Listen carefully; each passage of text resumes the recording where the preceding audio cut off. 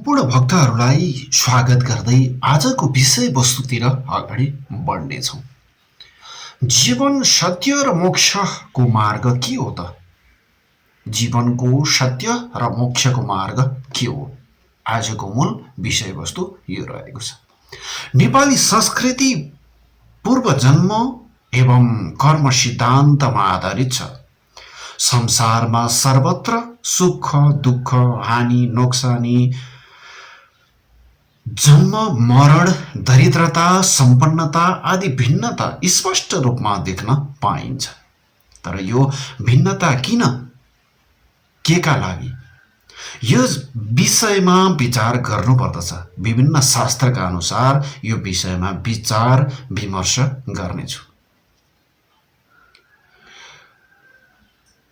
यो विषयमा विचार विमर्श गर्नु अत्यन्त आवश्यक छ। यति मात्र होइन, पशु पंक्षी कीट पतंग आदि 84 लाख योनिमा भड्किँदै भड्किँदै भड्किँदै जीवन मानव शरीर प्राप्त गर्नेछ। त्यो जीवले मानव शरीर प्राप्त गर्नेछ। यो मानव यो नियम कार्य गर्ने सामर्थ्य विवेक बुद्धि भगवानले दिनुभएको छ। यो सामर्थ्य, यो छुट्याउने सामर्थ्य भगवानले मानवलाई दिनुभएको छ।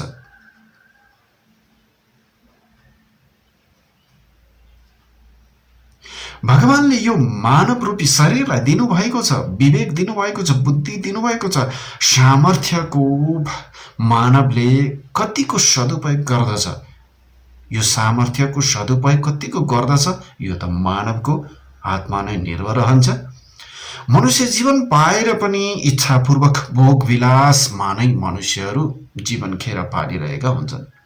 धर्मशास्त्र रूपी भगवानको आज्ञा अनुसार जीवन चलाउँदैनन् र विभिन्न पशु पंक्षीको योनिमा दुःखद जीवन व्यतीत गरिरहेका हुन्छन्। विभिन्न पशु योनिमा घुमिरहेका हुन्छन्, रुमल्लिरहेका हुन्छन्। विभिन्न धर्मशास्त्रले यो बताउँछ कि मानिसको कर्म योनि हो, मानिसको कर्म नै योनि हो, अन्य जीवको भोग योनि हो। मनुष्यले नै भगवानको विशाल रूपको दर्शन गर्न सक्दछ। त्यसै कारणले आज म तपाईँलाई बताउने छु कि मनुष्यको जीवन सत्य र मोक्षको मार्ग के हो त। त्यसैले यो प्रसङ्गलाई सुरुदेखि अन्त्यसम्म राम्ररी सुन्नुहोला। यो भिडियोलाई सुरुदेखि अन्त्यसम्म राम्ररी सुन्नुहोला र सब्सक्राइब गर्न नभुल्नुहोला। लाइक कमेन्ट सेयर सब्सक्राइब गर्नुहोला। अब मूल विषयवस्तुतिर प्रवेश गर्दछौँ। तमेव माता च पिता तमेव, तमेव बन्धुश्च सखा तमेव, तमेव विद्या द्रविडं तमेव, तमेव सर्वं मम देव देव। हे देव, हे श्री हरिविष्णु भगवान रूपी वृक्ष सर्वश्रेष्ठ छ। जुन श्रीहरि भगवान रूपी वृक्ष सर्वश्रेष्ठ छ। भगवान रूपी वृक्षको धर्म नै दृढ मूल हो, वेद शाखा हुन्, यज्ञ फूल हो र मोक्ष फल हो।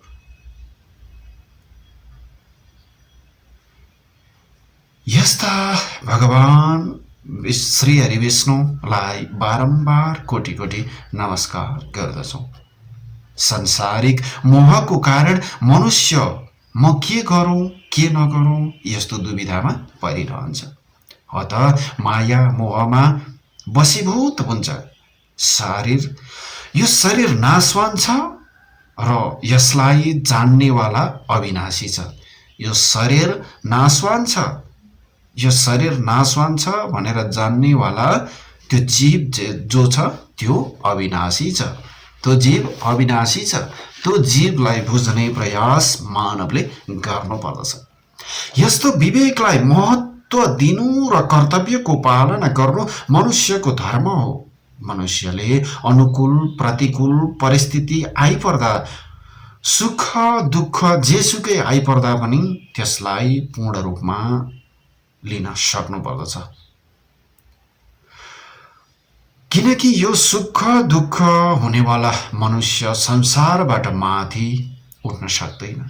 सुख र दुःखको जुन यो भुमरी छ यसमा परिरहने व्यक्ति, यो सुख र दुःखको भुमरीमा परिरहने व्यक्ति त्यसभन्दा माथि परम आनन्दको अनुभूति गर्न सक्दैन। सबै भगवान नै हो, यस्तो स्वीकार गर्नु उत्तम साधना हो। यो सबै माया हो। यो माया रूपी धागोलाई एउटै ती छरिएका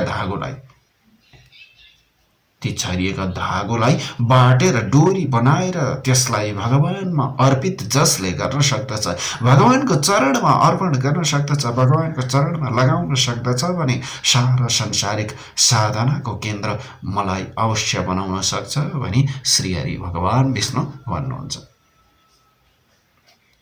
भने त्यो समदर्शी हो भनी भन्नुहुन्छ।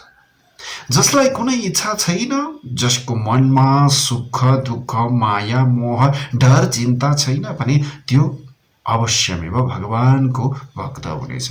सबै मनुष्य भगवान प्रतिको आधारित हुन्छन्, चाहे उनीहरू कुनै वर्ण सम्प्रदाय देश आदि किन नहुन्।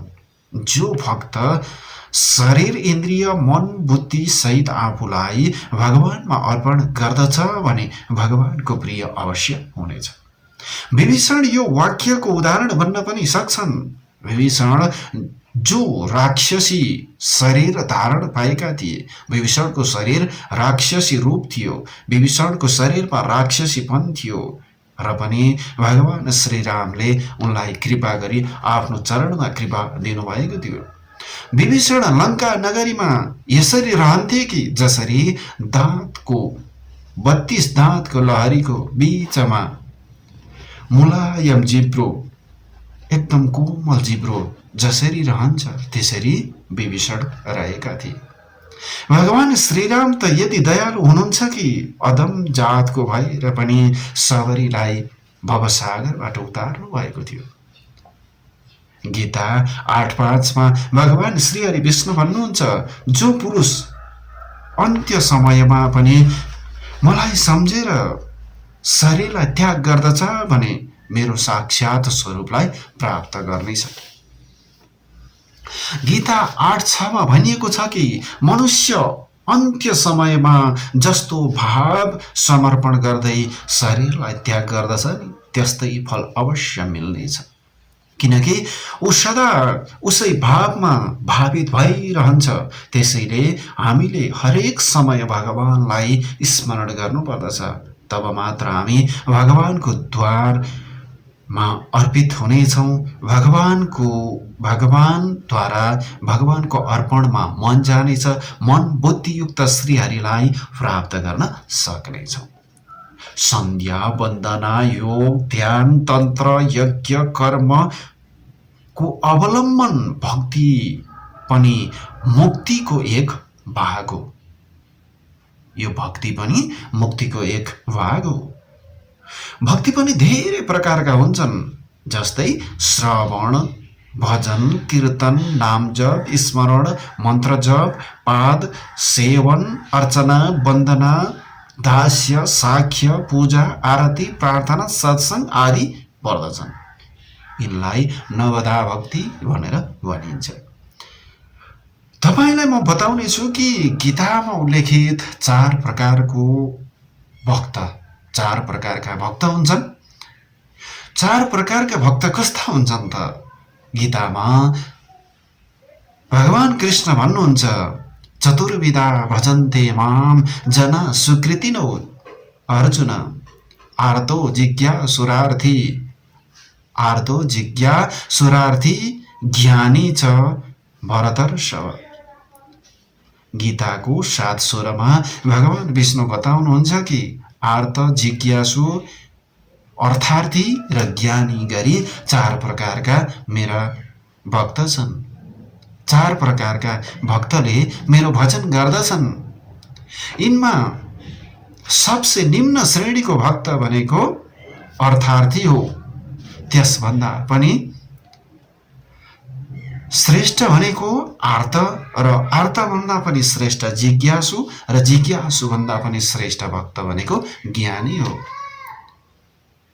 आर्तभक्त कस्ता हुन्छन् त भन्दा शारीरिक कष्ट परेको बेलामा, धन वैभव नष्ट भएको बेलामा, धन प्राप्तिको लागि भगवानलाई सम्झन्छन्, आफ्नो दुःख हटाउनको लागि भगवानलाई सम्झिन्छन्, त्यस्ता भक्तलाई आर्तभक्त भनिन्छ। अर्का छन् जिज्ञासु। जिज्ञासु भक्त यसलाई भनिन्छ आफ्नो शरीरको पोषणको लागि नभई संसारलाई अनित्य जानी भगवानको तत्त्व जान्न र भगवानलाई पाउनको लागि भजन गर्दछन्। अर्का हुन्छन् अर्थार्थी। अर्थार्थी भक्त भनेका यस्ता हुन्छन् भोग ऐश्वर्य सुख प्राप्त गर्नको लागि भगवानको भजन गर्दछन्, त्यसको लागि भोग्य पदार्थहरू धन प्रमुख मान्दछन्। यस्ता भक्तलाई अर्थार्थी भनिन्छ। जो विवेकलाई महत्त्व दिनु र कर्तव्यको पालना नगर्नु मनुष्यको धर्म हो। मनुष्यले अनुकूल प्रतिकूल परिस्थिति आइपर्दा सुख या दुःख को अनुभव गर्दैनन्। सुख पर्दा पनि र दुःख पर्दा पनि उस्तै रहन्छ उनीहरूमा परिवर्तन आउँदैन, किनकि यो सुख दुःख हुनेवाला मनुष्य संसारबाट माथि उठी परम आनन्दको अनुभूति गर्न सक्दैन। जिज्ञासु र अर्थार्थी त सकाम भक्त हुन्, परन्तु ज्ञानी भक्त सदैव निष्काम हुन्छन्।